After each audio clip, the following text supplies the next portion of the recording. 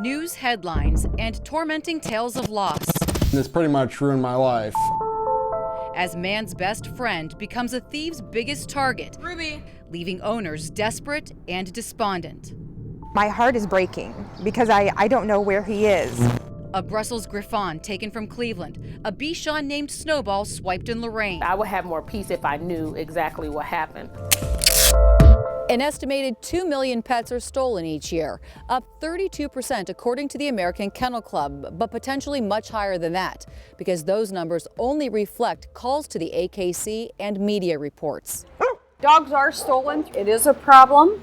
And just because you have a dog that you don't think would be the typical target to be stolen, there are various reasons.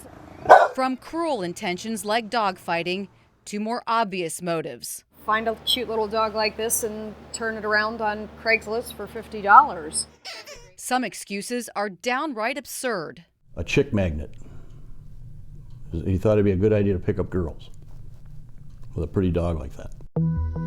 Never left the yard, always been really good. Leo was lifted from his family's yard in Hunting Valley. I went upstairs to do some things real quick and come back 3 minutes later and no Leo anywhere.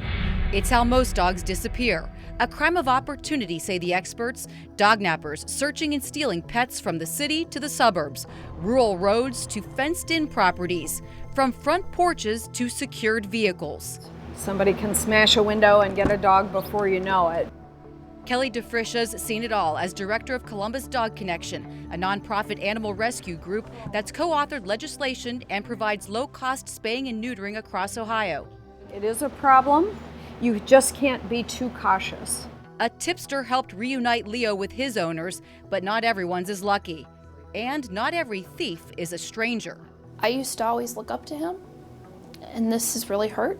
And estranged family members accused of stealing Shelby Patton's 6-year-old dog named Ryder, a pup she'd had since high school. She's just everything. I mean, when I was sick, when I was scared, lonely, afraid, she was always there. Until last June, when Shelby and her husband Brian were moving from the family member's farm, and suddenly Ryder vanished. Seeing that we were not allowed to be on the property to look for our dog, we just kind of had this feeling that in the back of our minds, that something is up. After months of posting flyers, they finally got word. He kept the dog for himself. He came out and said, well, I microchipped this dog and I relicensed her. And I was totally lost for words.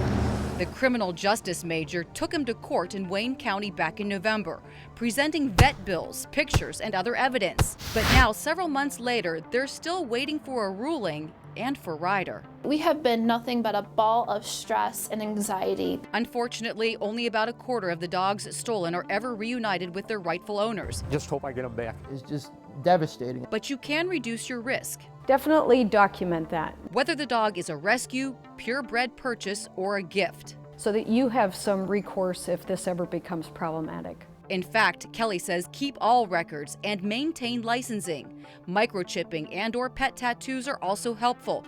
But Kelly says most importantly, never leave your dog unsecured and unattended. You can't be careful enough regardless of what kind of dog you have. Never let your guard down and keep an eye on them at all times.